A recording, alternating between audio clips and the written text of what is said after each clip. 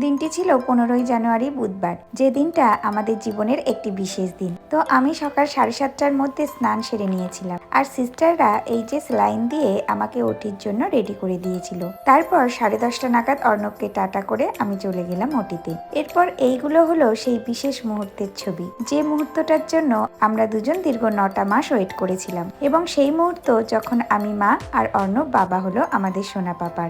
এরপর মাসিরা okay ready করিয়ে আমাদের দুজনকে রুমে দেওয়ার পর অর্ণব ওকে কোলে নিল। প্রথমবার বাবার কোলে ওঠা, তাই মাও ক্যামেরা বন্দি করে নিল মুহূর্তটা। যাই হোক, দুপুর 1টা নাগাদ আমার বান্ধবীরা আসলো আমার সোনা পাপাকে দেখতে। সত্যি বলতে ওরা কজন ছিল বলে আমরা দুজন নিশ্চিন্তে 3টে দিন এখানে থাকতে পেরেছিলাম, কারণ এখানে তো আমরা দুজন থাকি। আর আমার বাবা মার আসার টিকিট ছিল 16 তারিখ সন্ধ্যায়। আর এই যে সন্ধ্যায় আসলো অর্ণবের বন্ধুরা, সবাই একে একে কোলেও নিল ওকে। আর এভাবেই সকলের ভালোবাসায় কাটলো আমার পাপার প্রথম দিনটা।